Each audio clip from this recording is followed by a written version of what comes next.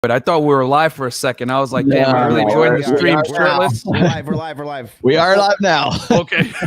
We'll give you 1 sec. There we go. All right. I usually start with that screen just to give me some play. How are we doing, guys? Welcome to Rule Zero. Doing good, thank you. This is Good. Today's August 1st, isn't it? Yeah. 1st of August. 1st of August, 2020.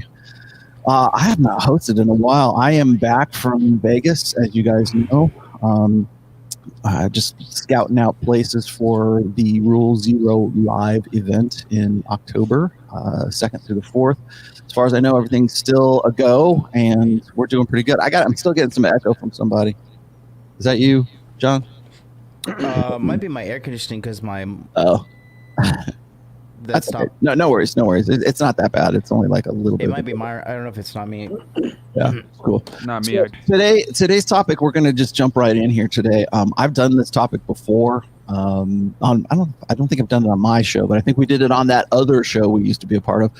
And this isn't a new topic for me. I know that this, remember how I tell you like certain things come back in cycles, like we go through the no-fap thing in November, we go through like sort of this moralistic phase, we go through the power dad phase. Well, it seems to me like we're back to the direct game versus the indirect game. And I have Myron Gaines on here today from Unplug Fitness. Is it Fit or is it Unplug Fit? It's the Unplug Fit is the name of my username stuff, but it's called Unplug Fitness. But Unplug Fit's my social media handle. Cool. And I got Troy Francis, who is also in the game. I also have, there's Ryan. Ryan Stone is now a part of us. I got Rich Cooper, and I have John from Modern Life Dating, who's also in the game, as you can all tell by his sunglasses and Sergeant Slaughter hat.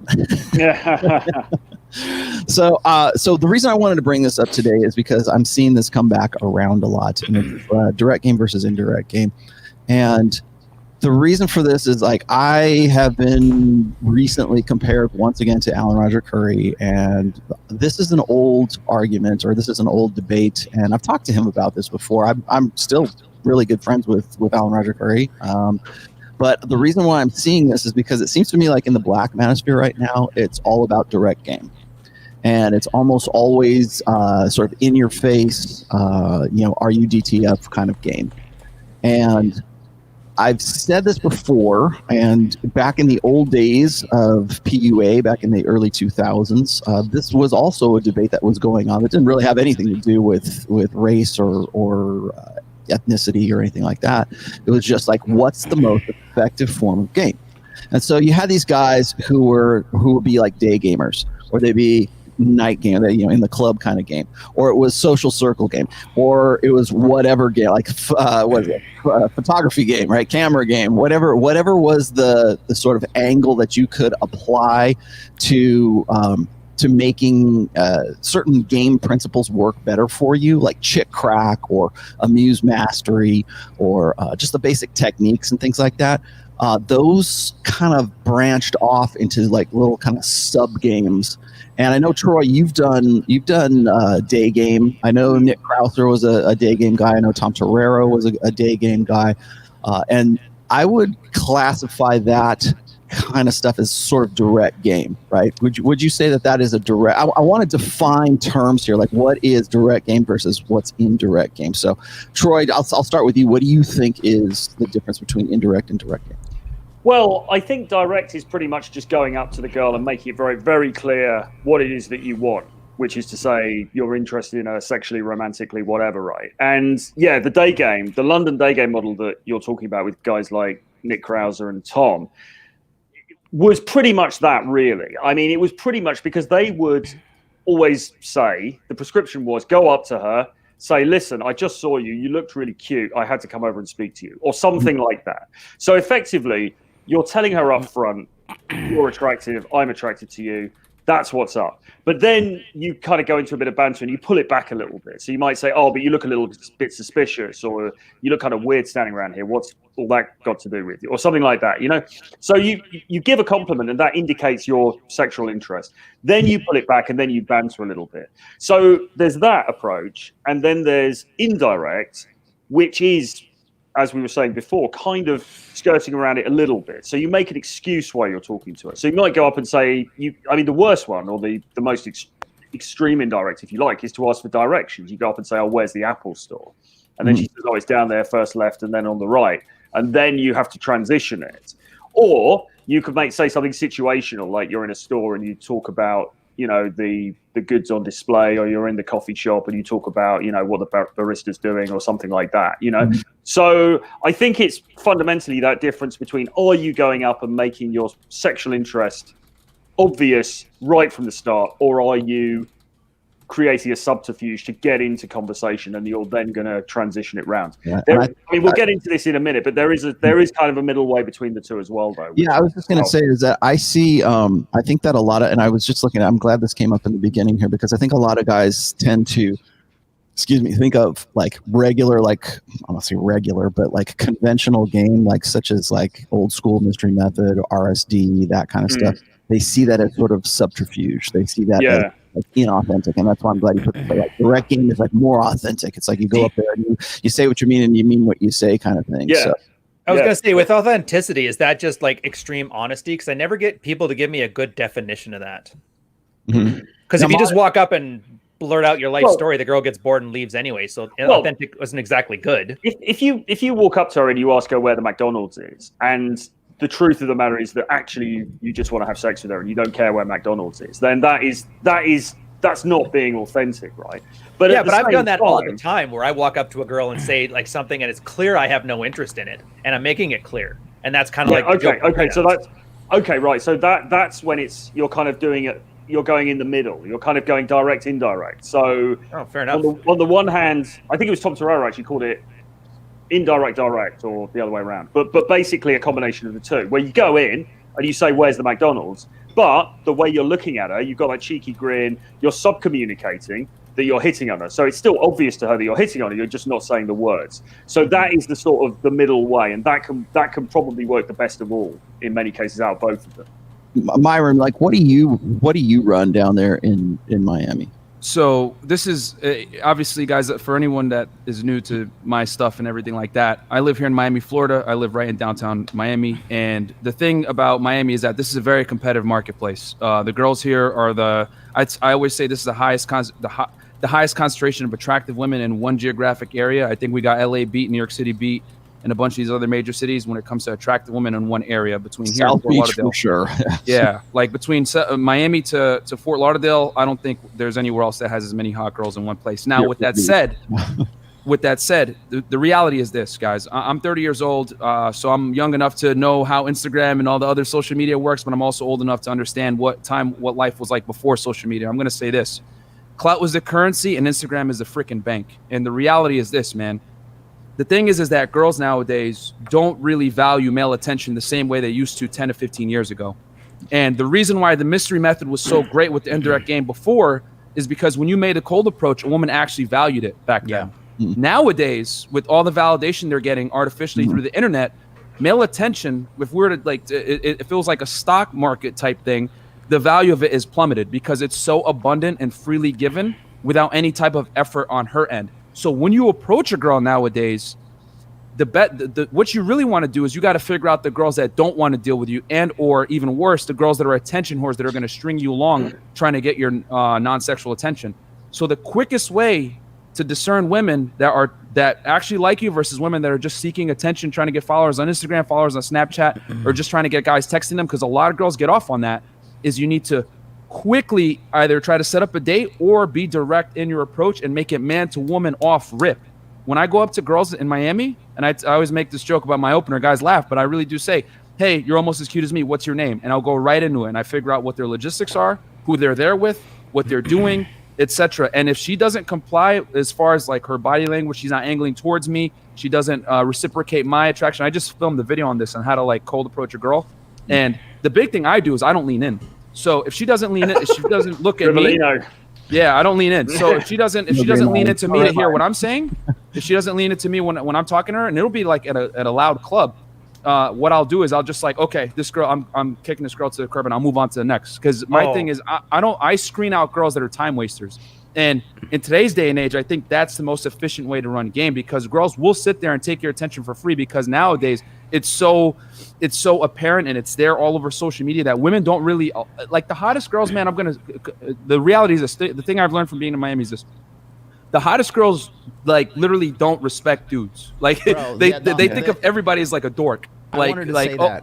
Yeah, go ahead. Like a girl. I want to just double down because this is a good point. Listen, yeah, these are facts. And I see it here in Tokyo too. Listen, I don't think any of you guys, if you're over the age of 30, I'm pretty shocked if you guys know this, but I've been hanging out with a lot of hot girls lately, and these girls spend copious amounts of time on Instagram. You have no idea crazy how much the average girl spends, or the average girl spends on Instagram, and hot girls spend even more time on Instagram. And to top it off, bro, if you don't look fly like me right now, if you don't look good when you're like walking up to a girl, dude, she won't even look up off of her phone screen. She'll just be like, no thanks, I got a boyfriend, I'm not interested.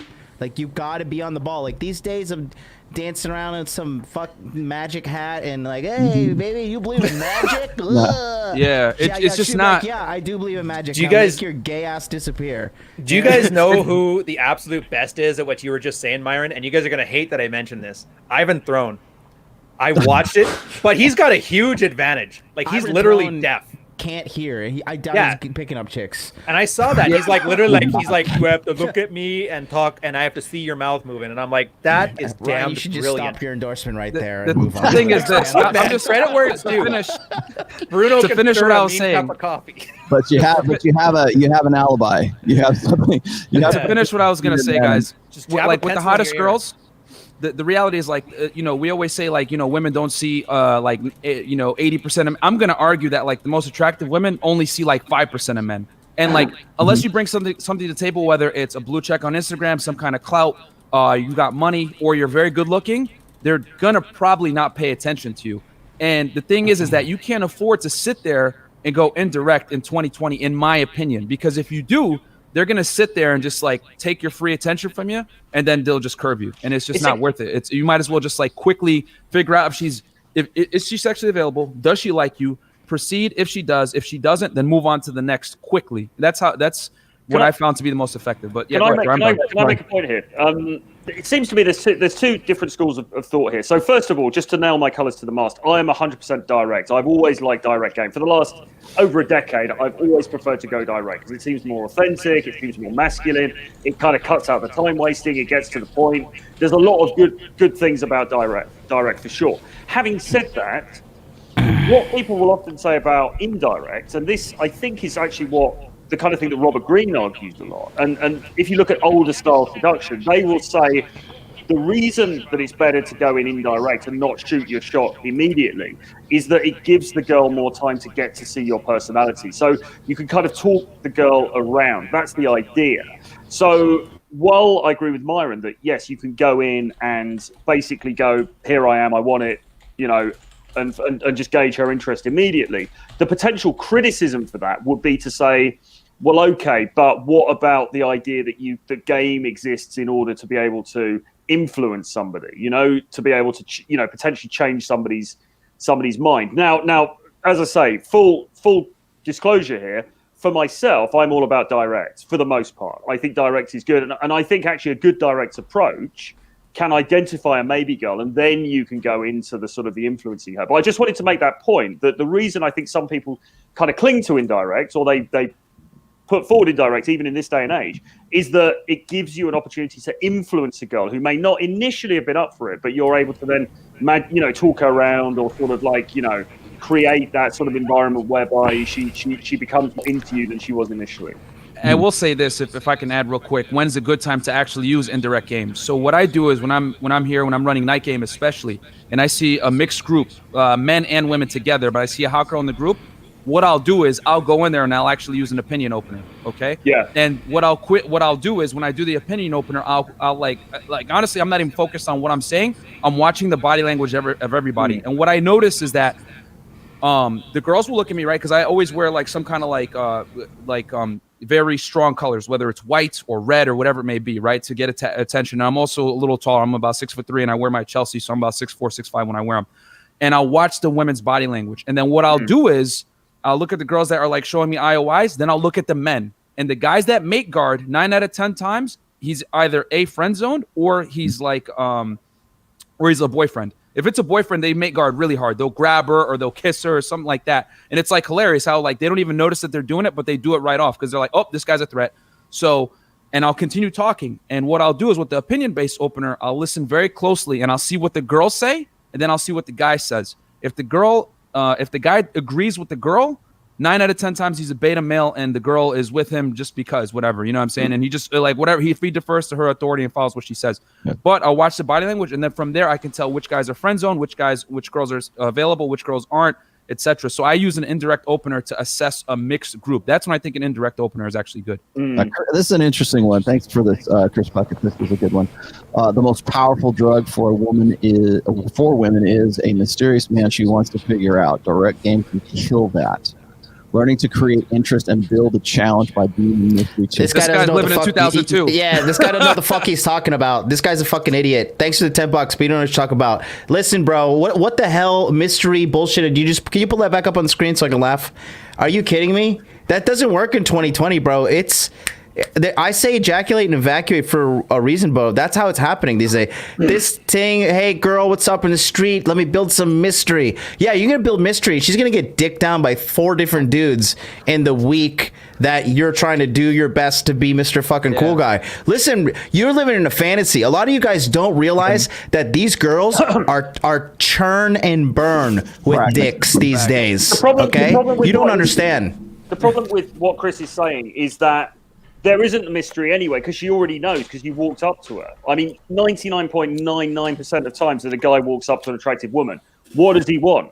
Do you know what I mean? Like, he doesn't want to know where McDonald's is. He wants to fuck her. So the mystery is already evaporated just by the fact that you're in her sight line. The reality is, man, when you're cold approaching girls nowadays, right? Like, I don't like. Here's the thing. I'm not saying indirect is terrible, but what I am saying is that in 2020, when girls are glued to their phone and their attention span is a lot shorter than it used to be, and male attention is not as valued as it used to be, you need to quickly figure out what's going on and make a decision based on what's going on. I always say game is nothing more than being able to approach women, figure out where they stand with you, where they see you.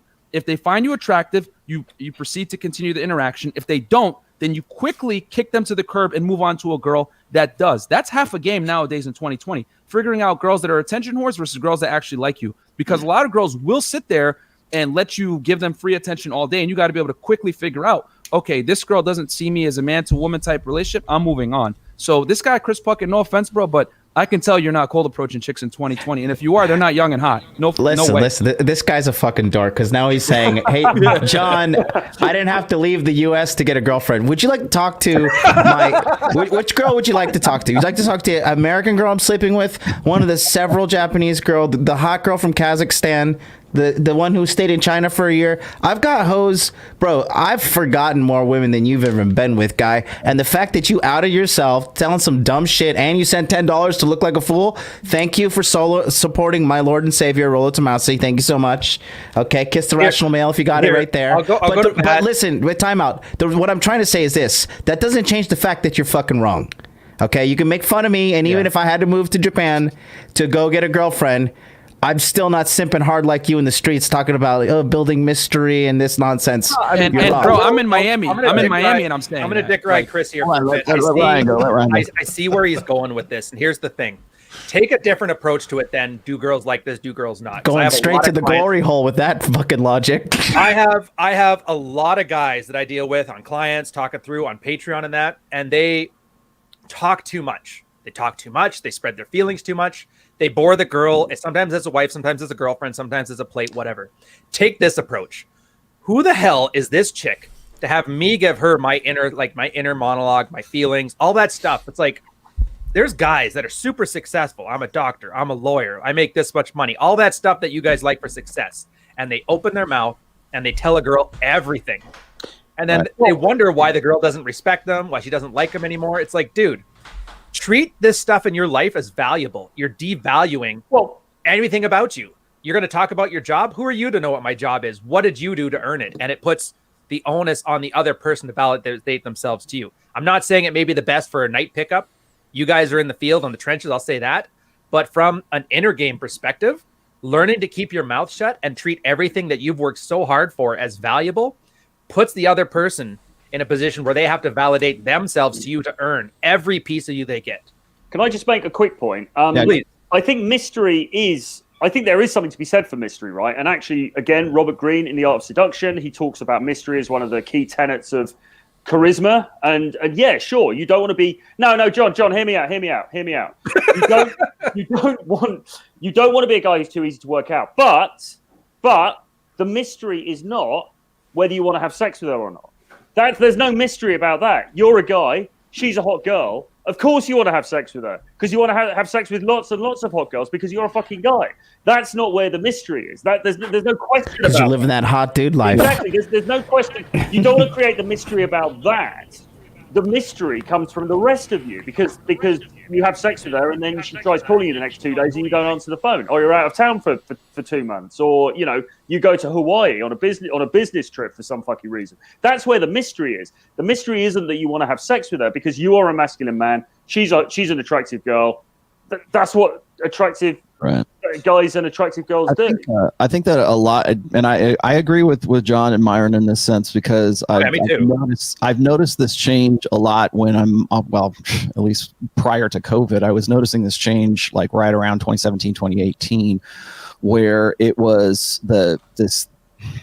I guess the conditions or the atmosphere, the environment, or whatever, the techniques changed. Like when I was at a promo and I'm seeing this, I'm seeing behavior that from people that I'm around when I'm in the field. It's usually because I'm working in the field. So when I'm watching this going on, I can see a noticeable change in attitude. And I think you're right. I think you guys are right in a sense. Like what the old school PUA stuff.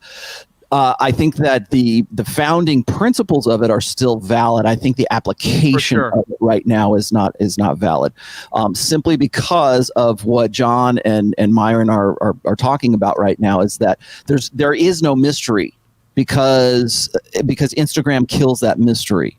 Because social media kills that mystery, because Tinder kills that mystery. There's no, everything is on the table pretty much, but it's on the table in a superficial way. Well, so when it's just about like how you look, what's your direct approach, what's your get in her face, talk, are you down, are you DTF or are you not DTF?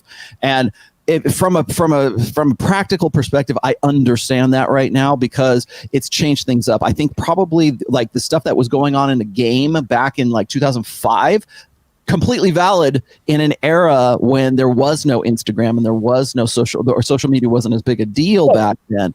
But now it's at least in initial attraction. Now Troy, I think I know where you're going to go with this. So I'm going to ask this quick because this is next on my list here. Okay, so that's great for club girls. That's great for that domain. What if that's not your domain? What if you're doing day game? What if you're doing social circle game? What if you're doing something that's not in Miami in South Beach clubs or in Japan in clubs or whatever? I understand where John's going to go with this too, because he's about to tell me, well, it's all about online. That's your best bet. I got that. I understand. But for other guys, for not everybody is going to be going into the clubs. Not everybody is going to be like, I have guys all the time that say, well, this really hot girl that's at my high school, right? Or my college or whatever it is. And they're asking me for like, how should I approach this? How should I get her attention? Blah, blah, blah. Or I met this girl at a party in college or something like that. I want to follow up on it. What should I do? So what do you think as far as like applying this to different domains? How does that work out? Can I go after Troy? I'll just say quickly. Personally, I think, I do more day game than night game these days, although I used to do loads and loads of night game, a bit less so now because, in bed with a couple of Ovaltine for 11 o'clock kind of thing. But broadly speaking, I don't think there's much difference. And again, I'm in London, which is a big metropolitan city. So maybe it's different if you're, somewhere, a different sort of environment. But the girls that you're meeting in the street, they're still the same girls, right? They still live in the same culture. They still live in this hypersexualized culture. Even if you meet her in the street at 2 p.m. and she's been to the Gucci shop, she's probably been at the club the night before. So she's still being subjected to or she's still a part of this hypersexualized culture. So I think you've still got to reflect that. I don't think just because she's not in the club and it's not 2 a.m. and, there's the champagne spraying and the DJ playing and everything else, I don't think that's an excuse for you to go into your magic tricks and all the rest of it. I think you've still got to be upfront and show her what's up, because that's just the way the world is now, right? And this whole thing about, again, just to reiterate this point about mystery, I think mystery is a good thing, but I don't think the mystery should be about if you want to fuck or not, because ultimately you are a masculine man. Listen, that's what you do. Yeah, go ahead. About the mystery. Okay, the fact that you're factoring this into your day game, and now, by the way, we got this idiot in the chat telling me, "Hey, John, why don't you go buy more Bitcoin?" Yeah, it's at the all-time high, and I have bought plenty this year, so I'm doing okay. This guy's just so you bringing into this thing. It's all just it's a stream of stupidity coming from this guy. He's airing himself out right now. It's fantastic, but for mystery to be a component of the seduction, you're missing a one factor, and that is feminine intrigue. She doesn't give a fuck if you're mysterious or not, if she's not interested in you, and you're not going to make that intrigue right off the bat off of a street approach. And we're talking about direct game in the streets or even in the nightclub. So let me touch on this real quick. Go ahead. Hold on. Go ahead. So what I was going to say was earlier, the thing is this: with mystery, the theory is perfect. It's basically what if we're in here that hasn't read the mystery method, basically it's a compliance ladder, guys. And typically what it is DHV. If she complies, awesome, continue the ladder. If she doesn't, you neg, punish her for the bad behavior, DHV again, and then try to see her to get her to comply. That's basically the mystery method summed up in a few seconds. Now, with that said, the theory is excellent. The application, however, is dated. And the thing too is that guys got to understand is that mystery pretty much he made his career on opening big sets and building attraction within big sets, bringing sets together, merging sets. So he used indirect openers to not come off as weird and creepy and to build value in the club. Like his big thing was, I'm going into the club and I'm meeting a bunch of people, creating social value through that. And then I'm using indirect openers to do it. And then he would go direct when, he saw his target or whatever it may be. Now, the problem with that nowadays is that girls, when they're in a club, they're on their phone. They're more intrigued with taking pictures, Snapchat. I know girls that go to the bar and club literally to take stories for their Instagram to make it look like it's lit. They show up at midnight to get at the table and take pictures. That's the reality now. Dude, you know what I'm saying? So that's just how it is. And that's why that's why you have to go direct a lot of the time to save yourself time. Now, with that said, Rollo, you said something really good about a guy saying, "Oh, I want to get this girl. And how should I approach her?" I hate to say it, bro. You already fucked up, and I'm gonna tell you why. You're trying to snipe a girl. That tells me off rip that you're not working enough volume. In today's day and age, you need to work volume. And what I mean by that is that if you're not talking to 20 girls a day, you're messing up. You're gonna fail every single time. I tell guys all the time, "Oh, Myron, you're a Chad. Oh, you got girls. You're 6'3", you got white teeth, whatever." I still go easily 1 for 20 to 40 at a nightclub in Miami, guys. It is not. It's not the same. It's game. always been like that too. To win. Yeah, it's even more always pronounced needed now. volume. Yeah, you've always needed volume. That's true. And the biggest, every guy that's bad with women, every single guy that I talk to, it always stems from not working enough volume every single time because guys are scared to approach. Let's talk about the real problems. Let's not talk about the women and hypergamy and all this other stuff. Here's the reality: you guys don't work enough volume.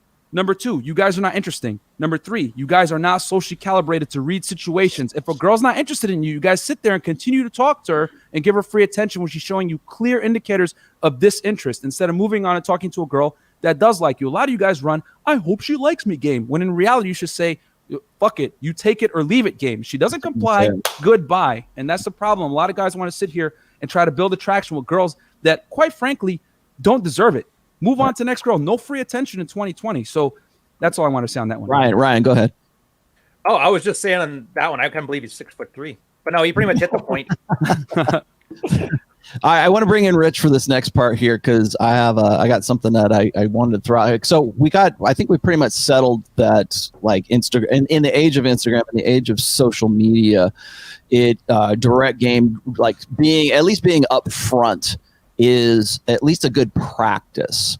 So my other question here, and this is the next on my list here, is do you think direct game is all about attitude and motivation? I want to bring Rich in on this because I know that you've got guys that you talk to who are always, I think today the guys who are looking for this kind of advice, when they're looking for when they're looking for you guys in our private communities or on this show or whatever, they tend to be looking for something like a kick in the ass, right? They're looking for that. Well, I mean, seriously, I know. We watched those coaches that were just berating their audience constantly. Exactly, and that's where I wanted to go with this a little bit too, because I don't know if anybody saw this, but back in October of last year, I did an interview with a Dutch documentary to the Dutch public television. It was called V-Pro, and then the video actually came out in March.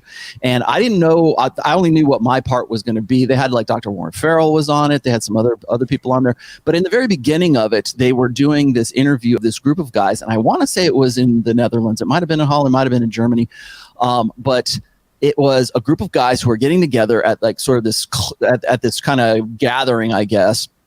And they were getting there to be, I don't want to say like berated, but it's almost like a boot camp or drill sergeant kind of thing. And it was all about the motivation. And it was all about literally they had guys lining up so one dude could look them in the face and tell them, you suck, you need to get off your ass and they were like paying money to be like motivated, but in a way like tough love, I mean, like have a sharp kick in the ass to go out and do things. And it seems to me like if you go and you look at like a guy like Elliot Hulse, for example, he does things in a more positive way, but it's that same kind of energy or that same kind of desire by these guys to have, I guess, the strong father that they didn't have or the drill sergeant they didn't have because they never went to the military or whatever it is. Oh, and they suck at being a drill sergeant too. Tell me about it. Disciplined guy to tell them they suck and that they need to work harder, and not like just this positivity grift,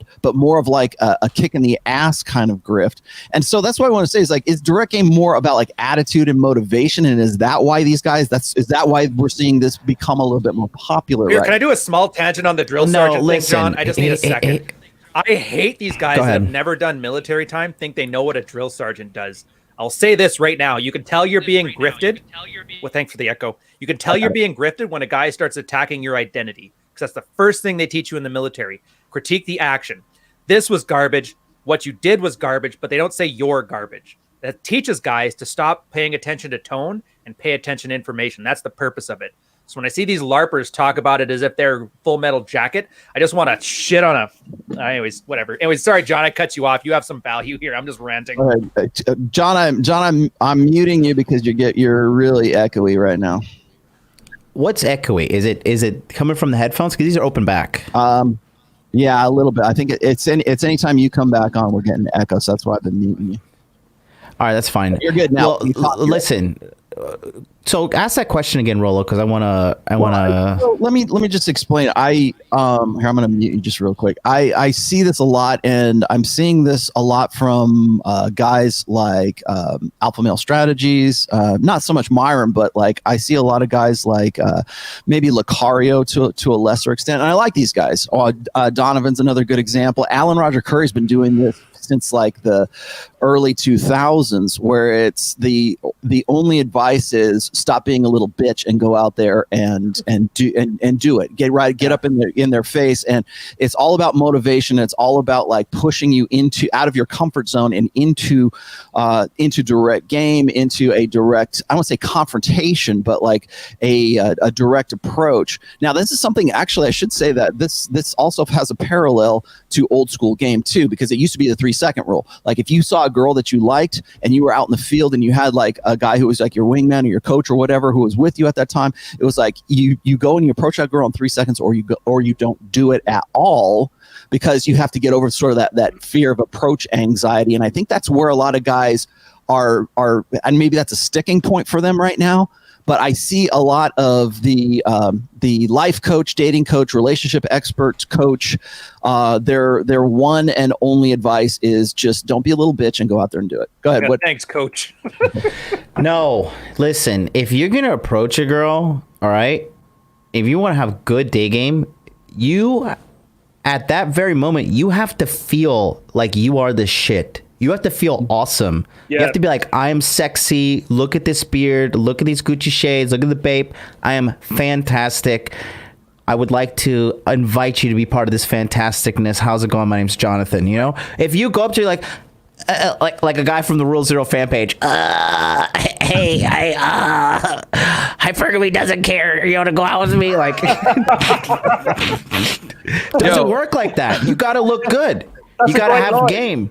You have to like.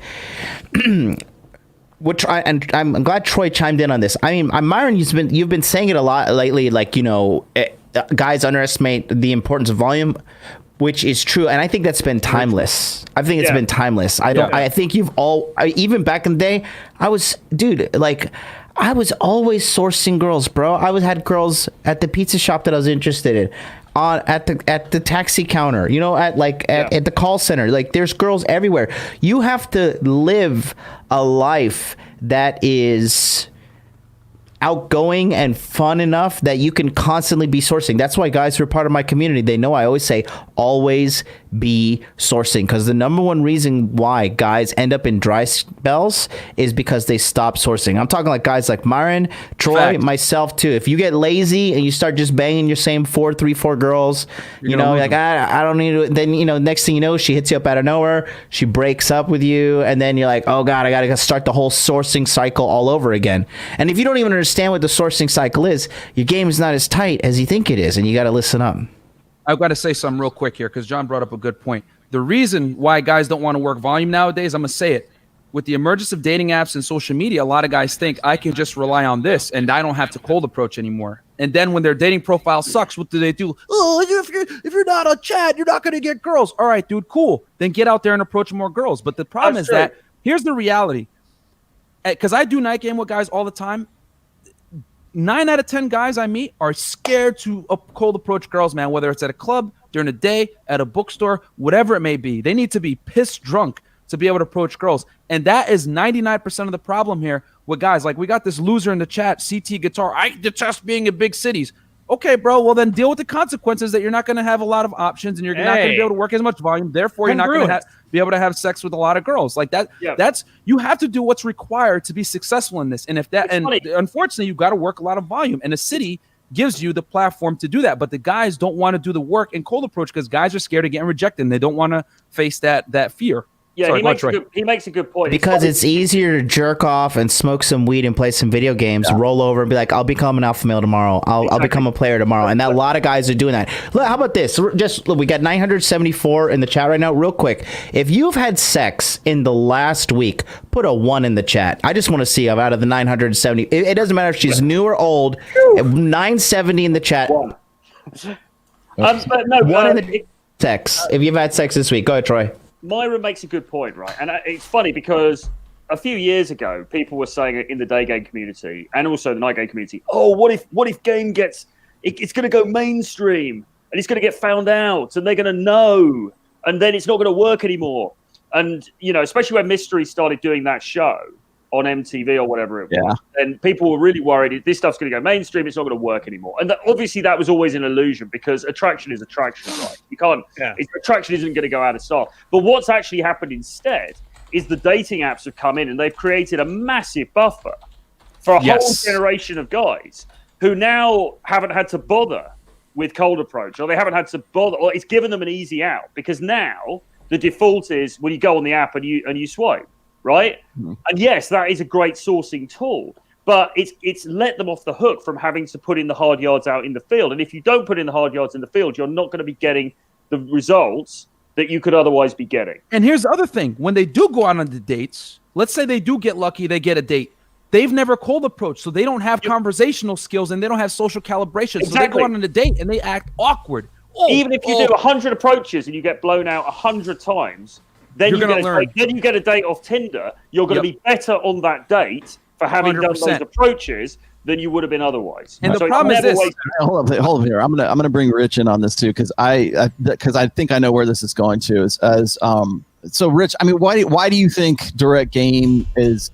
Do you think it's more about attitude and motivation at this point? And why do you think that guys crave discipline so much right now?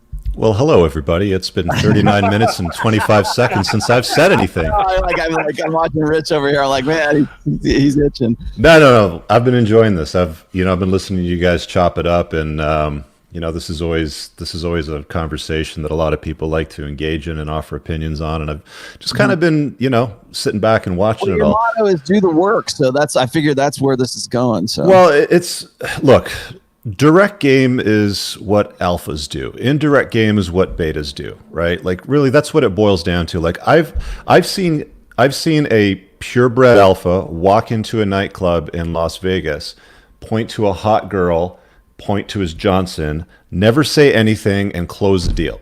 Okay? That is about as direct game as you can get versus what Myron describes as I hope she likes me game, which is what most guys play. We can sum up the entire broadcast on that and that alone. But again, because I'm the do your work guy, I'm always telling you guys, work on yourself, right? Double down on yourself. You can go and memorize lines and regurgitate lines and cold approach 50, 100 women and maybe close one of them or 3 or 5 of them. Great, whatever. Awesome. Good for you.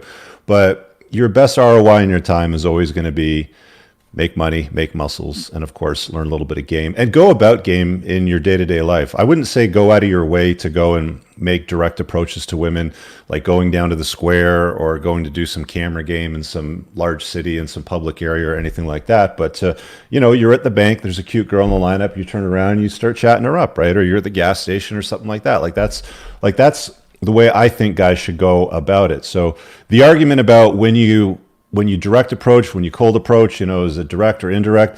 I'm with Alan Roger Curry, man. That guy's got Mode 1 down pat. It's a great book. Just use that. Just straight up use that. But you can only use that if she's going to look at you as her best choice at that point in time. You know what I'm saying? Like if she looks at you as some geeky nerd that she just wants to swat away like a fly, it ain't going to work. You can come off as confident as you want, but if you don't have the swagger, it's not going to work. Is Alan Roger Curry in the chat as well? Yeah, he was in the chat for a bit there, yeah. Yeah. Hey. I'm going to get to some of these supers real quick because these are really good questions here. I'm sorry if I blew past your super already, but we have a lot of people watching today, so this is good. Christian says, John, your favorite sub and guard pass? From the side guard, neon belly, and right arm guillotine. Okay, Simple Fly says, I'm interested in the panel's insights about communication between the genders without game or ingenuous tricks. Well, and I'm interested in can you just send me some free Bitcoin because I'm interested in shit that doesn't exist as well. Rich just said it. You go in the club, you point at the girl, you point at your Johnson. I mean, there's no ingenious tricks there. That's a direct approach. That's an alpha direct approach. So this whole thing about trickery, I mean, what we're actually talking about when we talk about direct game is authentic, direct communication between genders. I'm glad you brought that up because this is sort of like I want to say it's a conflict between the guys who are just like straight up DTF, straight in your face kind of game. Versus their main criticism is that it's disingenuous, that it's manipulative, that it's like Myron was saying, that's like I hope she likes me game or something like that. That's how an autist talks. I don't think that a lot of guys see it that way. That's to me that's a blue pill way of thinking. That's a way of thinking like most guys they do see it like that, Rollo. Yeah, I know. They do. That's because Rollo, I'll translate this to autism for you. Help you out, guys. Think of it like a signal. There's a carrier and a signal on the wave. There's a wave that has the conversation. That's the open conversation. That's you talking. Then there's the signal that attaches to it. That's subtext. Like when you're at work and your boss says, Troy will know this is like a British term. Oh, that's a bold idea. Now that sounds like, wow, I have a very bold idea. That's good. But anybody who's from Britain knows that's their way of telling you a fucking moron.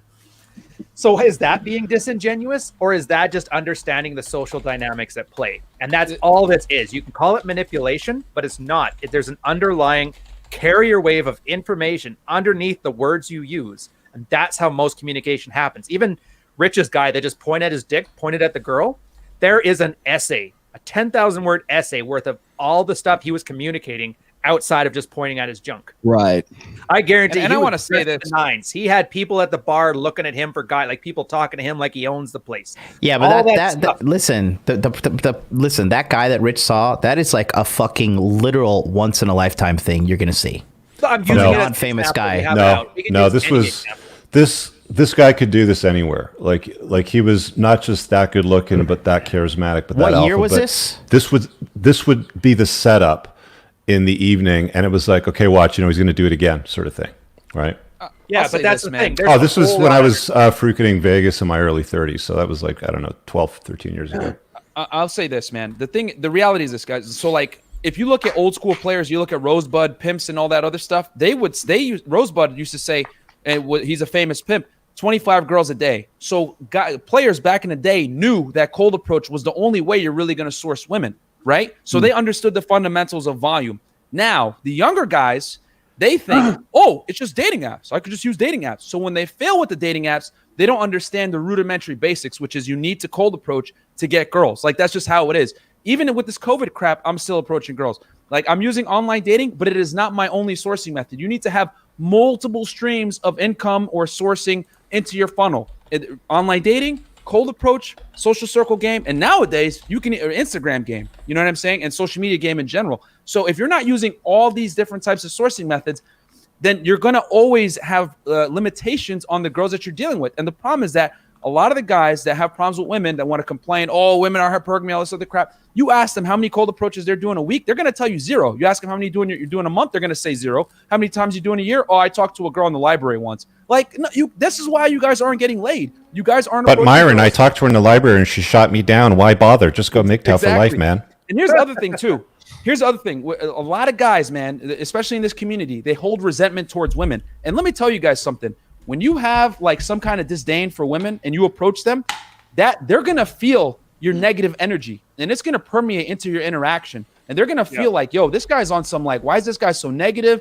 Whatever. And she's immediately going to, I always say this, when the flags in her head are red, she ain't giving you head, bro. You got to get this, like, seriously, like you girls are very socially calibrated and they sense danger. So when they feel that resentment coming from you, they're like, yo, this guy's not cool and natural. This guy's probably angry. I don't want to get chopped up in the basement. And they're going to curve you.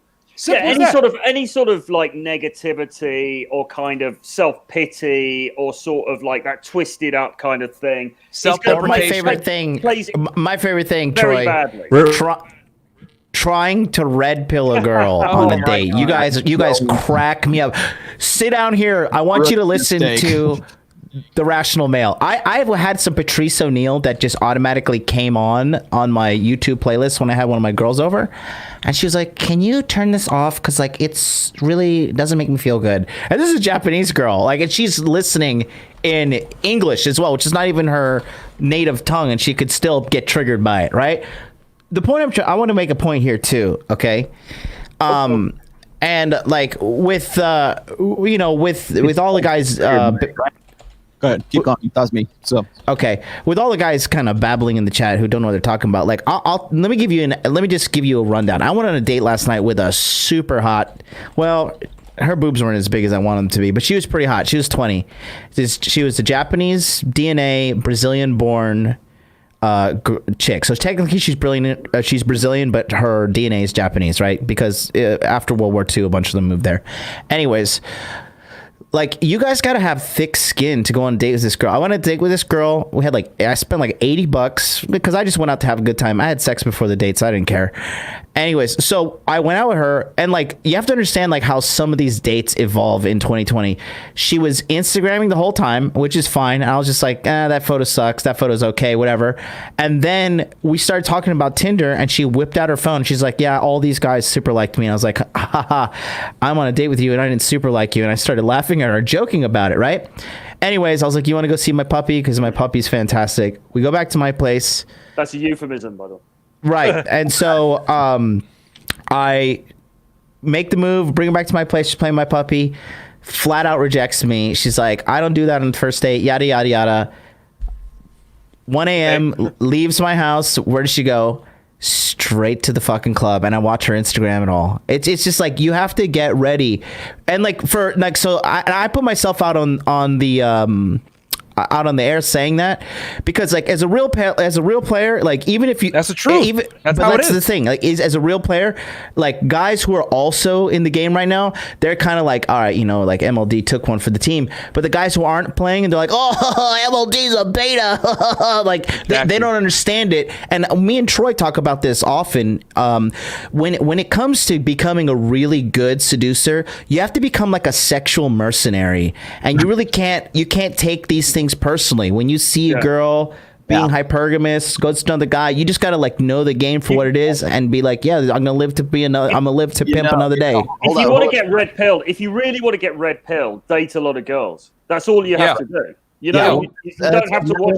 Just observe what they do. Back in the day, back even before all of this was going on, that's one of the reasons I came up with plate theory, is so that guys would get out of the idea that they're always have to focus on that one girl. Like I've said before, this is evolutionary psychology here, is that men, when they are low SMV men, they tend to follow what's called strategic pluralism theory, which means they put all of their eggs in one basket. It's somewhere in their head. They think, I am a low SMV guy, and maybe it's true, maybe it's not, depends on the dude. But remember, 85% of guys, women see as unattractive. We know this statistically right now. So what happens is guys go, well, I'm unattractive. I'm in a scarcity mentality. I don't have a lot of opportunities with women. So therefore, my game is now to put as much energy into one woman as I possibly can and prove that I'm useful to her, prove my utility, prove my beta buck side of hypergamy in an age and in an era right now when that side of hypergamy is effectively meaningless in an age of Instagram and everything else, until that woman hits the wall and she gets into her epiphany phase. Then things change a little bit differently because they're going to reprioritize things. But the girls that you are looking at in the clubs, the girls that you want to get with right now at this particular time in your life, yeah, absolutely. You've got to be pragmatic and you've got to be mercenary about it. You've got to spin plates, and you've got to get out of this idea that you are this sniper, right? You're gonna wait for your one perfect shot, and then you're going to take that shot. And if you get shot down, then you're screwed and you've wasted all this time. And that's one of the things that I really liked about when I first began talking with Alan Roger Curry back in like 2015, 2016, was the reason I liked his approach so much. And the reason I thought game was such a good idea back in the day is because it eliminates, or it should, theoretically eliminate the impracticalities, I guess, of doing that, of like focusing on one girl and wasting your reproductive efforts, wasting your time, wasting your game, wasting your money, wasting your energy on one girl that is not going to be unproductive to you when you've already got like 3 or 4 other girls that are in your roster or on whatever when you're working numbers. And I think even in today in 2020, it's probably even more mercenary than it was 10, 15 years ago. So it's about practicality. It's being pragmatic. It's not even so much being mercenary. It's just like, this is what, as guys, if you're a single guy today, if you're between 20 and 30, 20 and 40 years old, especially the guys who are coming out of divorces, guys who are coming back into the sexual marketplace, whereas before they knew it to be one way, and now they get into it and it smashes them in the face because I'm not like that. I'm a one woman kind of guy, or they're always trying to like play the white knight or whatever the blue pill taught them, and they think that those rules are still in effect, and those rules are not in effect anymore. Not in effect at all. And I want to just buckle down on, I'm going to tie what you said, Rollo, and what John said. When John said his story, right? Like, hey, I failed with this girl, whatever. I know there's a bunch of dorks in the chat that are probably like, ha, he didn't get laid. Yeah, that's how I know you guys don't get girls, because the reality is this. You're going to take way more L's than you're going to take W's if you really deal with women on a daily basis. And the problem is that guys that don't get a lot of women, they subscribe to just what Rollo said, the strategic pluralism. They think, oh, I'm going to subscribe to the idealism that this girl's going to only deal with me, and I'm only going to deal with her, and she's not going to date anyone else. And the reality is this, guys, I'm about to crash your dreams. These girls belong to the streets until proven otherwise. That's what you guys got to go into the date every single time, because here's the thing. If you go in thinking she's sugar and spice and everything nice, your dreams are going to get shattered, guys. The average woman now has more sexual partners than the average guy. You take a 21-year-old woman and a 21-year-old guy, back in 2008, women were reporting more sexual partners. And we know that women underreport their sexual partners, men overreport.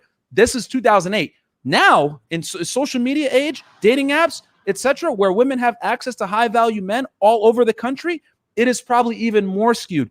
So you cannot afford as a man in 2020 to subscribe to the ideal that, oh, she's going to be one for me and only me for her. You guys got to adopt, you guys got to have to date how women date. The thing is this, guys don't understand that women are very good at hiding the fact that they spin plates. They spin plates and they're professionals at it. You know why? Because they cannot afford natural game to have, exactly. They cannot afford to have their reputation tarnished. However, they got to maximize hypergamy and always keep those radars open for the highest value guy. And unfortunately, with the internet, Instagram, etc., it's just a matter of time. If your girl's bad enough until a rapper or an NFL player or an NBA player slides in her DMs. How do I know? Because I've dated girls and they've showed me their DMs and I see it. When you see that, that's going to red pill the crap out of you. And that's what's going to make you realize, okay, they belong to the streets unless she commits to me and I put her through the ringer and I train her to be my girlfriend. That's just how it is, guys. So it's not 1950 anymore with the TradCon stuff. Oh, yeah, you're going to be my baby and everything like that. You have to strategically date in a position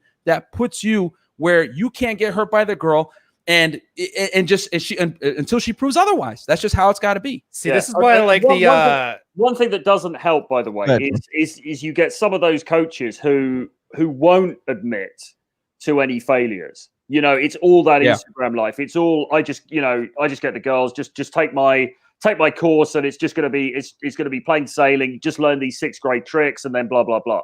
The reality of life in this current climate, in this current marketplace, is more like what John's just described, right? And you know, it's you have to. But if you're not in it, you don't understand that. So it's very easy to sit on the sidelines and go and laugh or go like, oh, ha ha ha, whatever. But you know, until you're out there actually dealing with this stuff, you can't understand what it's really like. And it's you've just got to chalk it up to the game. It's just all part of the process. I can answer the gym question if you want, Rollo. I know the super chat came in. Yeah, go ahead. Yeah, be quick because I'll answer it real quick for you. Cristiano Matico asked, Myron, what's the best way to do gym game? Very simple. Do not hate on girls at your home gym. Go to a gym that, let's say you're part of an LA Fitness, for example. Go to an LA Fitness that's, you know, close by to you, that isn't your home one, and go at a time where you normally wouldn't go, right? And then or go at a time when it's packed, actually, around 5 p.m., 7 p.m., whatever. If you see an attractive girl, this is where indirect game is actually good. You can make an indirect approach. Hey, comment on something she's wearing or what she's doing. Assess the body language, how she's acting. The way she's dressed is also going to matter a lot. She has her hat down and iPhones, AirPods in and doesn't want to look at you and stuff. That's a sign. So you got to assess body language, go indirect, assess body language, see what happens, and then go off of how she reciprocates based on your interaction. If you're going to hit on a girl at your home gym, you better go at a time that you don't normally go. So let's say you normally go at 6 p.m., so go there at 6 a.m. one time because there's a whole different crowd that goes at that time. It's a little bit more in depth. I made a YouTube video on this. Go check my channel, Unplugged Fitness, and I answered it completely. But John Chireth says you have to go learn some game from Todd V. Okay, let me touch on this real quick, man. Yo, Chireth, you're an idiot, bro. Let me tell you something about Todd V. I don't have a problem with the guy, but he overcomplicates it. He's over here using terms like leveling and all this other crap. It's not that hard, man.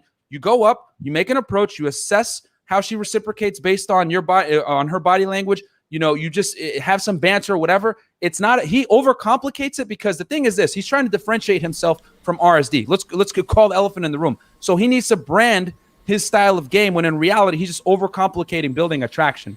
Like that kid's an idiot, dude.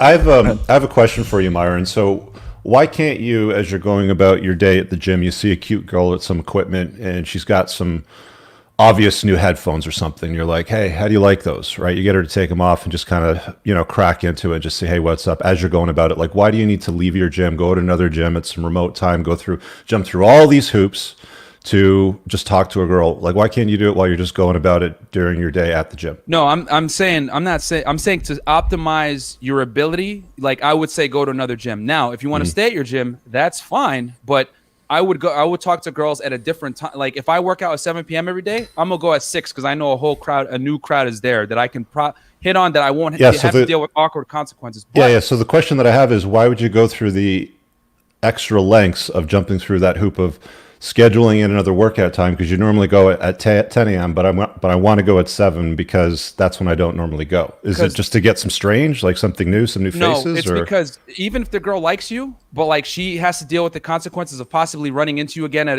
when you normally go to the gym, she's probably your chances of getting rejected are higher. So that's why I'm saying like that. But you can also go indirect, right? Like if she works out the same time as you and you want to kind of just make an approach, that's why I say go indirect and assess how she responds to you, and then you can adapt accordingly if you're going to see. That's when I start to disagree with what some of you guys say when it comes to game, because you go and create these extra steps and layers of complexity in your day-to-day life, and I'm about living an easy, lucrative, and fun life, running an easy, lucrative, and fun business, right? This is a coined term that Joe Polish put out a number of years ago in his I Love Marketing podcast and stuff like that. And it's like, I get that, that it's a new strategy that might work, but there's also nothing wrong with just, hey, dig in your headphones. What do you think of those? Does it sound good? You just kind of open it. You open it, right? You kind of go about it. You walk away. You don't have to ask for a number or anything like that, but just open it. Maybe next time she smiles and says hi to you, right? Sort of thing. You just go about it as you go with your day. Like I'm just showing you guys like a different way to go about it. I'm not saying don't do it. I'm just saying that your chances of success, if you're hitting on a girl that goes to the gym at the same time as you, bro, is gonna you're not be lower. fucking a girl at the gym. It's not. Rich. 2020. Listen, these girls, they geotag themselves at the fucking LA Fitness. They're trying to get to the top position. She knows who's watching her stories. She stories every single workout she does. This girl has tabs on everybody, and a woman's number one thing that she cares about is her reputation. I'm telling you, either you quitting that gym or she's quitting that gym when you guys are done fucking. I'll say this, man. I just want to finish my point real quick. Yeah. So what I was going to say was I'm just trying to maximize winning. That's why I'm saying if you go to another gym or if you are going to go to your gym, you go at a different time zone, you can more aggressively push the interaction versus I'm not saying your strategy is wrong, Rich, but what I am saying is that you're going to have to be a little bit less deliberate in your approach if you want to maximize your ability to win. If she works out at the same time that you do in your home gym, and you got to be more receptive of body language, you have to run what I would call, it's like running social circle game essentially. Because with social circle game, you have to also be careful in how you run game because if there's consequences if you fail, because then your friends are going to know, her friends are going to know, and she's going to be more apt to reject you because women don't want, they're always going to like, their reputation means more than their lust. You know what I mean? So that's why I'm saying like going to another gym is going to increase your chances of winning. I'm just saying like the highest give me the probability shot. I got you here. I'm going to connect the dots on this one. I'm not saying I'm the best guy at game. I was good enough, but here's why they're both right. You definitely weren't the best. I was doing exactly what John and Myron are doing. The notch count was essential. I wanted to get laid. That's all I wanted. I had no time in my work at the military. I didn't want to waste my time doing things. And so I started getting good at it. Then I got to a point where I met a girl that I had already slept with that I never even met. And so it kind of had me shift my mindset. And that's where I kind of go more towards Rich's side now, where it's like, I'm not so worried about maximizing my notch count. I was just worried about as I'm doing things, and I get that inner game from it. Now I'm not concerned about, do I approach this girl at the gym? Do I worry about maximizing it? No, it's fine. I got things to do today. And I think it's a transition that every guy would, I don't want to say needs to make, but it was beneficial for me. Yeah, get in there, get so good at game or get good enough at game that you don't have to worry about, I don't want to call them tricks because they're not tricks, they're strategies. Then you can kind of go to more Rich's side. Sex thing, I got it on lock. I'm perfectly happy. Now I'm going to go build my fortune. And then you take those skills and you advance them past. And I found that's a great path. And that's why neither of these guys are wrong. Like they're all 100% right. It all depends on where you are. Yeah, if you're younger, play the numbers like Myron's talking about. I'm not saying don't do it. Play the numbers, but my point is I want to go about my life maximizing opportunities to have good experiences doing things, hanging out with amazing people, and running off to another gym at a different time or going to my gym. I don't give a damn. I'll just chat up anybody as I'm going about my thing. And it's like, you open it up, it turns into something awesome. She doesn't have any interest. Fine, cool, no problem. Just move on. Yeah. I mean, Myron's absolutely right in the sense that the issue that you've got with social circle, and we can count a gym where you've got the same people going all the time as being sort of like social circle, you're not going to be able to take the same social risks that you would take with a purely cold approach, right? And the beauty of cold approach and why all guys should learn it and all guys should try to get good at it is that you can You can be flamboyant. You can push the envelope. You can be outrageous. You can be sexual to some extent. And that is going to put you in a better position because that's more exciting for her, right? You're more dynamic. She's going to turn her on more. If you're being like inhibited because you're worried about her seeing you there next Thursday when you're doing your workout, that's going to like tamp down what you can do in that interaction. Having said that, just a quick note. I mean, the gyms here in London, I hardly ever see the same people twice, to be honest, because I go to a chain gym. There's all different people coming and going. There's students. How many days a week you go to the gym, I'm there Troy? all the time. I'm there. Come on, Troy. Come on, Troy. Come on. Troy, I got your No, back. seriously, no, Troy. Once a year. There you go. No, There you go. seriously though, what's your frequency? No, I want to know seriously. I'm going like 5 days in the week. But, okay. But it's like I'm not always. To be fair, I'm not always going at the same time. So there is that. But I'm just saying it kind of depends on your location. I mean, you're in an even bigger city than me, though. Are you seeing the same people all the time? Yeah, because my gym is a 2-minute walk from my place, so I see the same jaded old racist Japanese guy all the time looking at me like, "What are you doing in my country?" I'll say this: the strategy I gave guys is simply to maximize your ability to win. That's why I'm saying going at a different time, if it's your home gym or going to another gym, is going to maximize your ability to win. Because the problem is that when you hit on girls at the gym, you're already at a disadvantage, and especially if she's hot. Here's another thing I'm going to say: fitness girls get the most attention on Instagram by far. They get the least amount in person.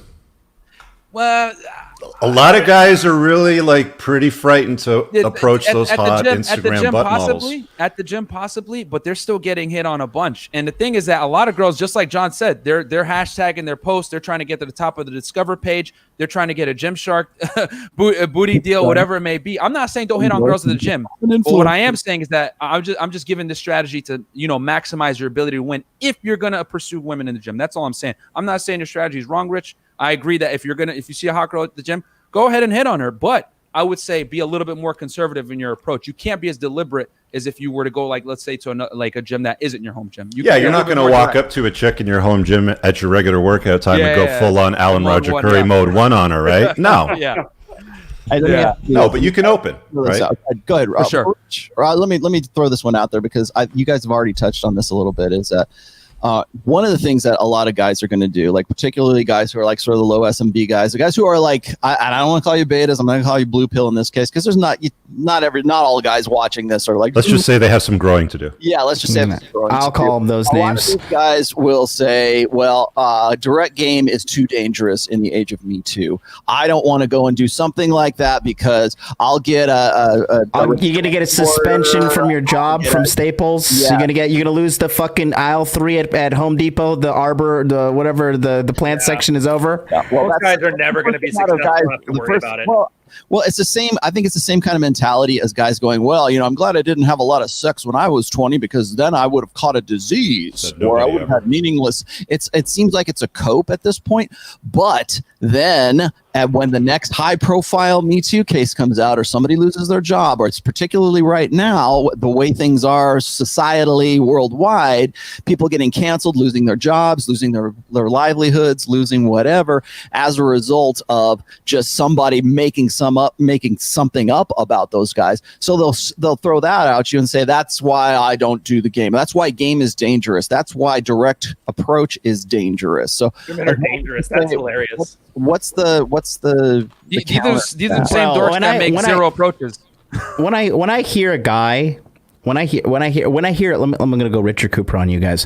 When I hear a male, not even a man, when I hear a male tell me, I'm afraid of this girl, I'm afraid of what she can do to me, you are a gigantic pussy, and that's why you're getting no pussy, because you got the pussy in you. She don't want none of that. Okay, women don't need 2 pussies. They don't. Okay, I can't say why, but join our Patreon, you'll find out. But it's true. Okay, because you guys are just, the majority of you guys you're so broken, and your limitations in your mind are so, they're like a stranglehold on the potential that you have for your life. You guys think like every girl is just sitting there like, I wish a motherfucker would hit on me right now. I'll tweet #MeToo, tweet his picture out. He'll lose his job at Staples. He'll never be hireable again. You really think a girl's coming after you, net worth of fucking $568? Really? You're the guy. Think she's gonna lock you up because you said, hey, you're cute. You guys are cowards. You cowards. And yeah, it comes down to. Sorry, go ahead, John. No, just cowards is all I'm going to say. Well, they got bad risk assessment. It comes down to the coping mechanism, just like we discussed before, where like, the younger guys don't understand that a tenement of game is cold approaching. So they're like, okay, the dating apps aren't working for me. Oh, hypergamy is the problem. Same thing here. They think, oh, all the girls are Me Tooing because like a small percentage of guys are getting falsely accused. And here's the thing, man. A lot of you guys aren't even in the position to get a Me Too against you because you guys don't even talk to girls. So what are you talking about? Like, they're just coping. They're just using that as a defense mechanism to cope with the problem that they're scared to approach women. They masturbate too much. They don't have the drive. They're watching porn. Like, these are the real problems. But they're saying, oh, no, it's Me Too. Women hypergamy. Oh, my God, they're evil. And it's like, this is the reason why you guys aren't getting women. And here's the problem. A lot of these guys that like, want to complain, hypergamy this, hypergamy that, women are evil, whatever. Why are you watching dating channels then? Tell me that. Why are you watching a lot of the angry MGTOWs? You guys are watching dating channels. Why? Because you guys have an innate need to reproduce, and you guys are trying to figure it out. But you guys don't want to do the work required because you guys are too busy fapping, watching brazzers and crap like that. Hold up, Rich. Let's blow their mind, Rollo. My point's done. Rich is next, but let me. I put this up there because this is, and I have used this in post before. Yes, this has been made the rounds a lot, and you will see confirmation of just this particular dynamic all the time on Twitter from women. I get MGTOWs and black pill guys will throw this at me, and they'll be like, "Oh, look, see, they really only care if you look good and you're already pre-selected." And that's really what the reason this is funny is because this is a sort of a conscious acknowledgement of pre-selection. So you've got the guy who's in the top panel here who's like looking good. So you got the guy who's the shark, right? So he can do a direct game. He can do approaches like that. Then you got the fat schlubby guy who's down below, and that's the inappropriate way. But he's doing exactly the same thing as a guy did in the top, but there's a qualitative difference between the two of them, obviously. But this is what guys will use to say, to laugh at and say, well, this is why I wouldn't bother with game or with those red pill guys or the manosphere or anything else. It's all about looking good. Well, the thing that comes back to is they don't want to do the work. They don't want to be the guy in the top panel who can do direct game.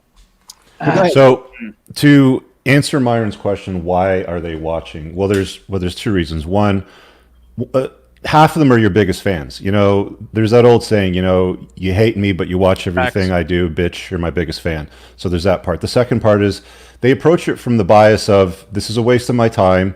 I'm going to go there and I'm going to look for little sound bites that I'm going to extract from it, so I can go and hang out with the other black pill guys and try to find some moment or an 8-hour broadcast, if that's what it turns out to be, to bitch and whine and complain about that when we're going out having fun and enjoying our lives, making bank and having lots of women around. So like you choose to live the life that you want to live, guys. If you want to approach this from the perspective of it's a waste of time, this is dumb, cool, fine, sit there. But just understand, if you go back into the dark corner and you do nothing with your life, come back next week, do it again. Come back next week, do it again. You've become no better this year, man. You've just become worse. Right. Ryan, you're up next. Go. All right, so we're talking about this whole Me Too scare thing. Rollo, do you remember Dalrock's article Threat Point? I'm setting you up for this one. Do you remember in there, they had a talk about divorce rape used to be the biggest MGTOW point for the longest time. And what they found was that it actually changed the behavior of other men. So this 1 in 100, like absolute horrible divorce rape got the other 99% of men to start towing the line.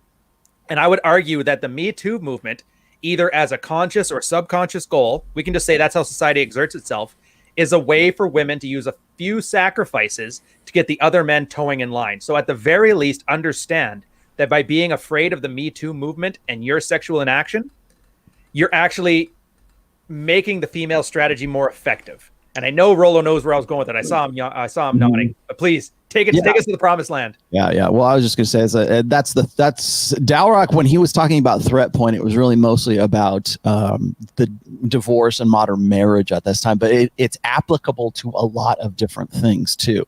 So what threat point means is that in any exchange, and this is sort of like goes back to what I was talking about frame, because when Myron's talking about direct approach, or anybody's talking about direct approach, when you have the balls to go and do that, when you have the I think it was either Pook or it was Royce who said this, that irrational self-confidence is probably the best game you can possibly develop.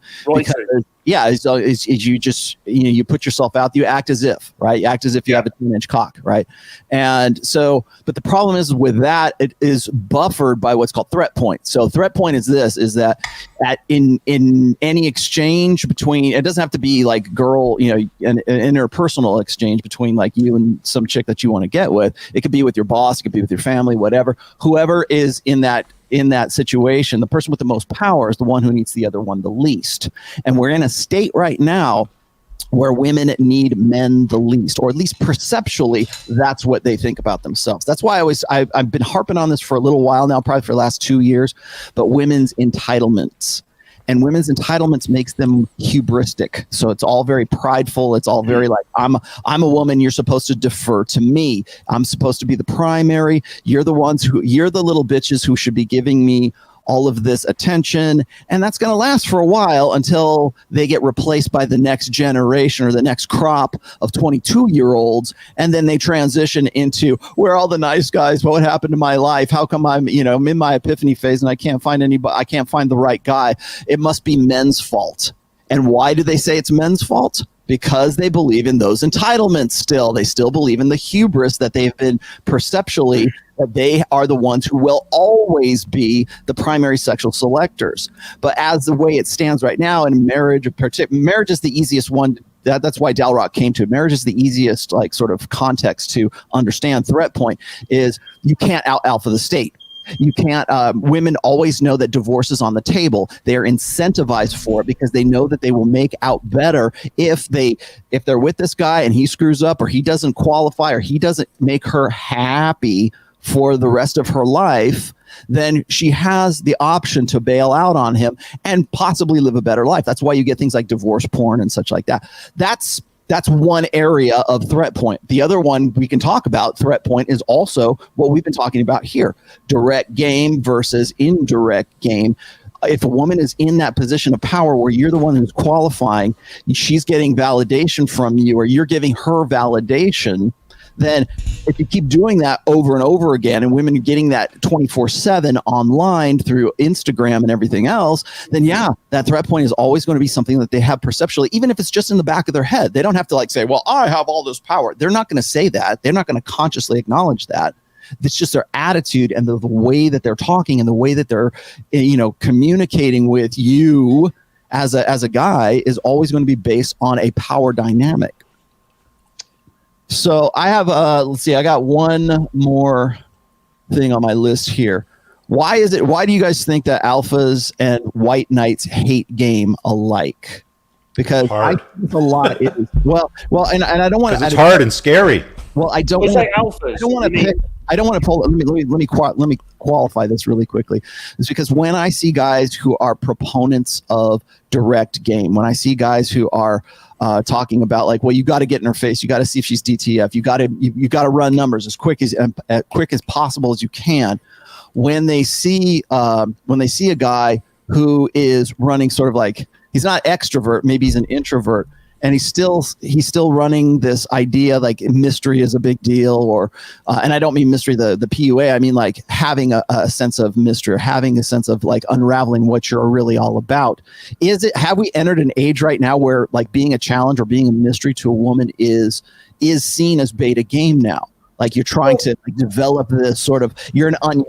I just think there's a distinction here between the two things. I think direct all the way. I think be sexual, be upfront, cut the crap, get in there, all of those things. I totally agree with that. But I still think you could have a bit of mystery about you in the sense that they can't quite work you out. Like they meet John, they're like, how does this guy fucking afford all these super tight, short Versace pants?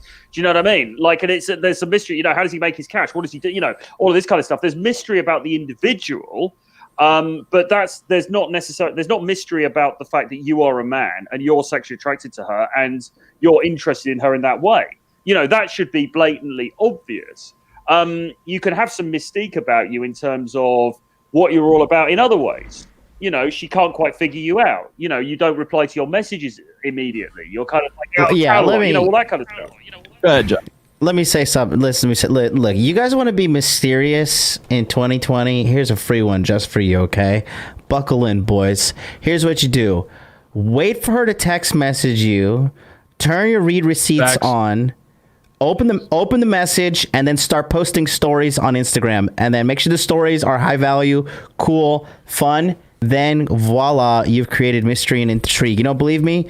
Go to Hot Dude Life on Instagram right now. Watch those stories. That's a high value DHV Instagram for you. Hopefully you guys catch it within 24 hours because you can see these luxurious scallops I was eating at lunch. You can see everything that has got girls asking and stalking me and calling me and offering me to go to fucking Disney.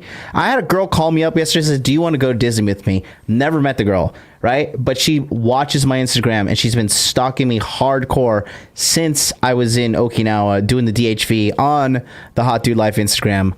Holler at your boy. That's how you create mystery in 2020. I want to say this real quick. Here's the thing, guys. I know guys are going to say, well, how do you do it? How do you do it? Here's the thing, guys. It's congruency. So your behavior is going to create the mystery. And what I mean by that is that when you display high value behavior, that's automatically going to create mystique and mystery because the thing is that it's rare.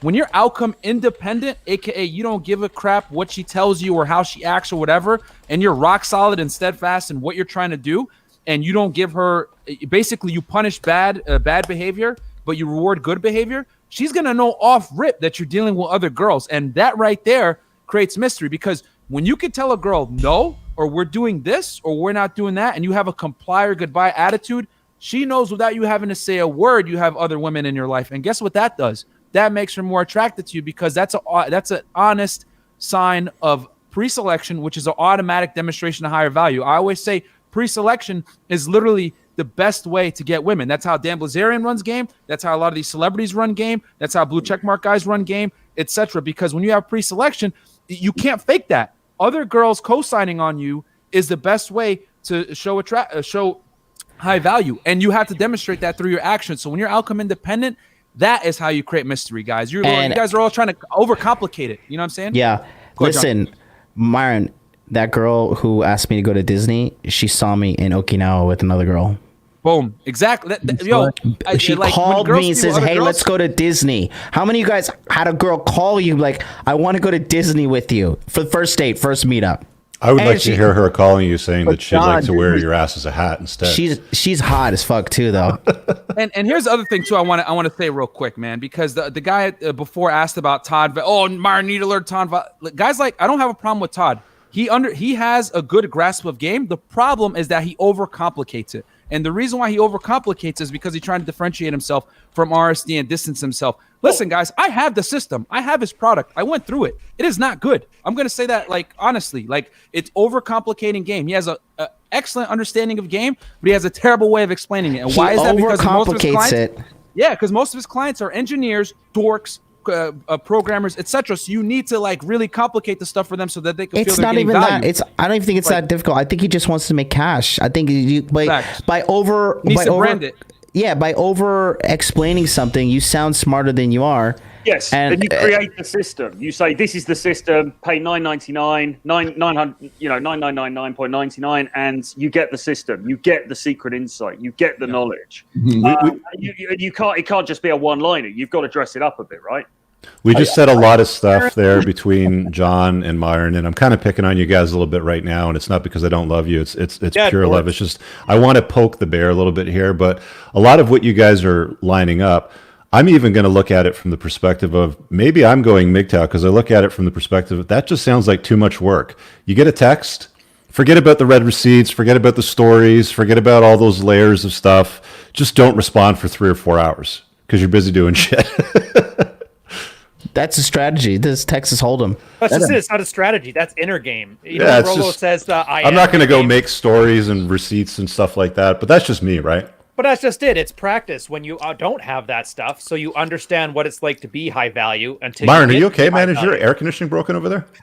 No, it's because the workout from earlier. So I'm just Oh, okay. still. That's yeah. funny. So we're getting down to the wire here, and I got one last thing on my list here, but I threw that out there, like, why do alphas and white knights hate game? And I'm going to say that the reason I think this is You mean betas? You mean betas and white knights? Well, yeah, no, alphas. And Why alpha? You mean naturals? let me naturals? explain to you. They're naturals, because when you got and I don't want to.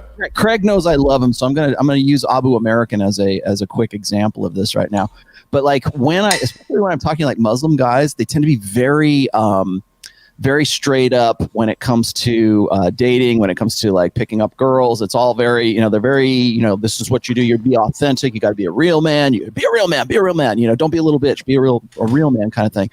And so when I look at alpha guys who are natural alphas, when I see them looking at game in particular, I think that there's like kind of like a mate guarding instinct that goes along in that. Like, well, you should be an authentic guy, and if you're not, then you shouldn't even be bothering with these girls right now. That's just the natural order of things. And maybe to an extent, I think they're right. I think white knights also hate game because they think that it's pushing them into a situation where they know what they're doing, right? I don't need game because I know how things really are. According to the blue pill, I'm going to be the guy who's going to step up and man up, and I'm going to be the guy who is going to take care of her beta bucks, provisioning side of hypergamy, and anything else is sneaky fucker game. That's what Jordan Peterson called it. And since we're already demonetized, I'm going to go ahead and swear. But that's what Jordan Peterson has called it. He's called it sneaky fucker game. It's like male feminists wanting to identify with women or the feminine so that they can get in there, so that they can be on team woman, or at least that's the impression that they want to get. Now, I think what's happening right now is guys who are advocates of direct game think that understanding strategy, understanding like theory, understanding red pill awareness is sneaky fucker game. Is like, well, you don't need any of that. You don't need to understand women. You don't need to understand women's nature. You don't need the red pill. You don't need the theory. You don't need to understand why the car works. Just that when you turn it on, and you got to turn it on real hard. Otherwise, if you don't turn it on real hard, you're a little bitch. And you've got to drive it like you own the damn thing, and everything will just work out for you. If you say, hey, I really want to know how the car works. How do I look under the hood? Let me see if I can, make it work better. Let me see whatever. If you want to do that's sneaky fucker game. That's you being a beta. That's you wanting to learn the inner secrets rather than playing the game better. You want to know like the intricacies or like the mechanics of how that game works. And I think that that's kind of a failed way of thinking. I've always said it's red pill is the theory, game is the practice, and either one of those is incomplete without the other. Because what happened in the early PUA days, it was all about game. It was all about learning scripts. It was all about spamming approaches. It was all about like guys would go, hey, there's this great new formula, this great new magic pill. All I got to do is take it, and you'll be successful with women.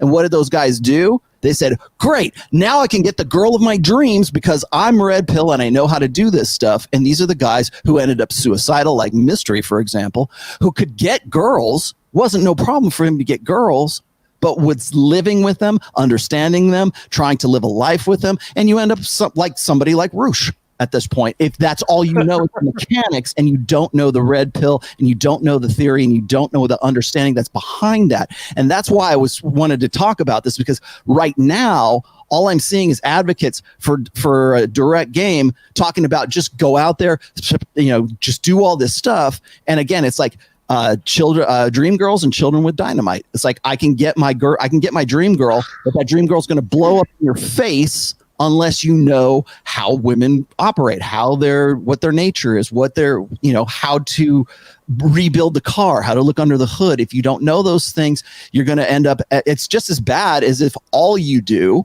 is stay indoors and read the Rational Mail and go, oh, this is great stuff. And you never go outside and you never practice it. You know how I know these guys are a mark, Rollo?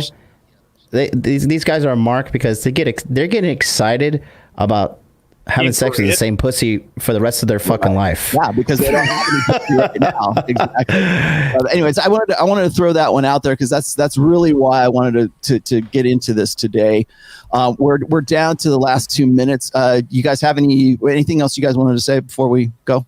Well, you need a bit of both, I think. Basically, what Rollo just said, absolutely correct. But you need, like, ideally, you need to have the red pill understanding, and you need to be taking the action. So yes, I agree. You need to be going out there. I think direct is the best way. I think it cuts the crap. I think it makes you look more attractive because you know what you want. You're in control of it. You're just like, here it is, take it or leave it.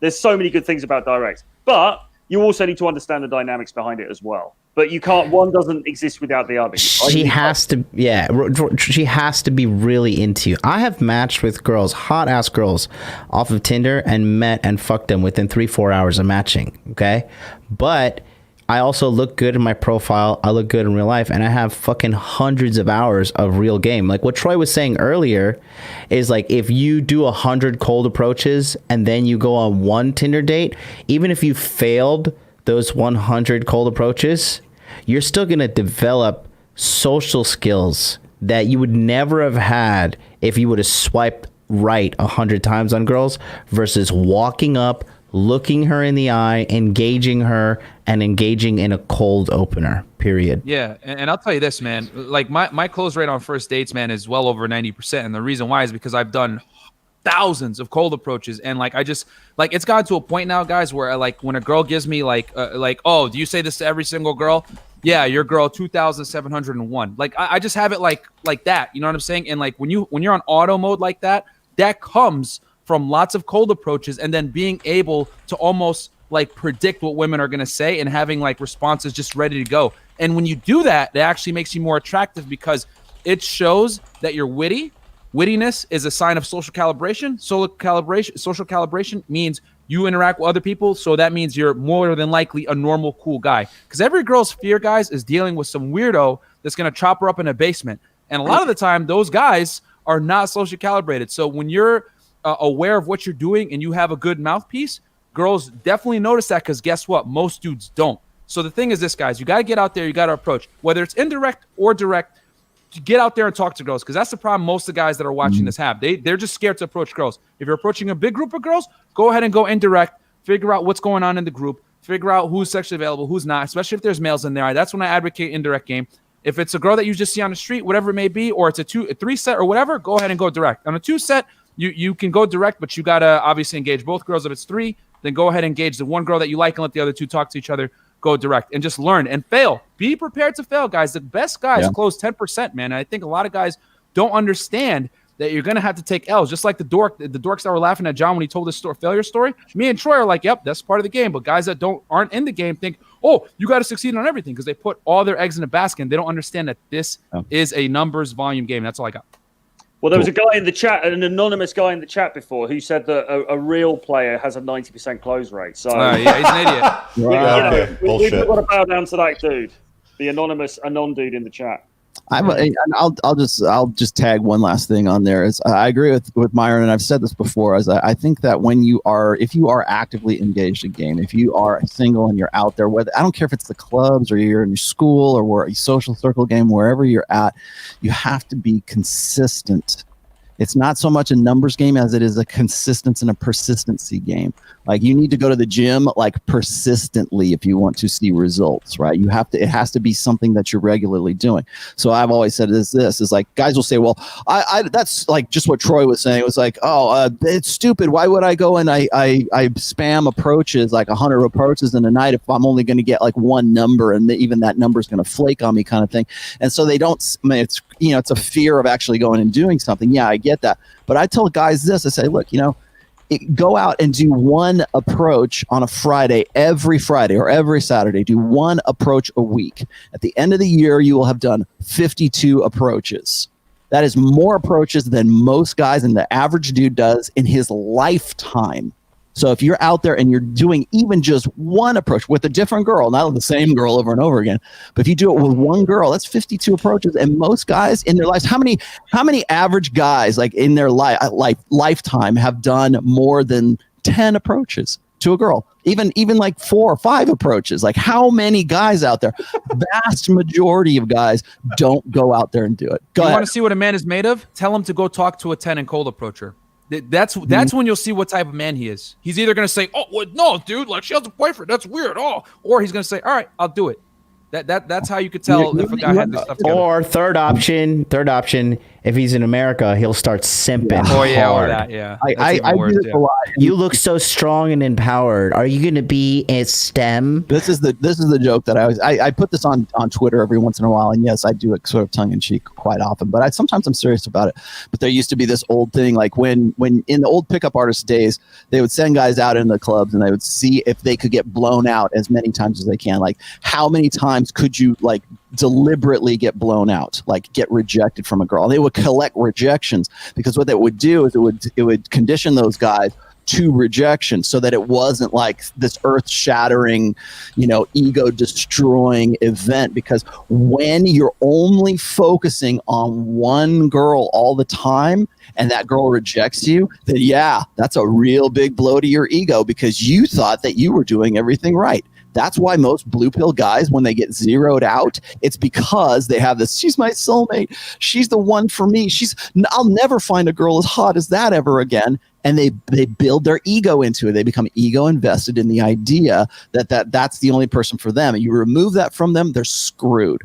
And so what the early PUAs were doing is like to get you used to like rejection and going out there and approaching at all. There's a 3-second rule. Then there's the other one, which is how would you open? And I use that on Twitter quite a bit. And people think I'm joking around, but that's an old PUA tactic from back in the day. They would show you a picture, and it was like a girl that maybe you wouldn't, as a guy, you wouldn't ever want to go get with, but you had to like rack your brain to say, okay, this girl is like a goth chick, and I'm not into goth chicks, but if I was, what would I say? What would I do? I'm not into fat chicks, but she's a fat girl, and I was like, if I was into fat chicks, what would I do? Or maybe it's a different ethnicity, or maybe it's a different hairstyle, whatever. How would you open? And the goal was to rack your brain, figure out like, what would you say in these situations? How would you get into the approach of this girl? Now, when I put those up on Twitter, what's the first thing anybody says? I wouldn't open. She's not hot enough. She's had 100 lay count. She doesn't look like a high court. Just got MGTOW.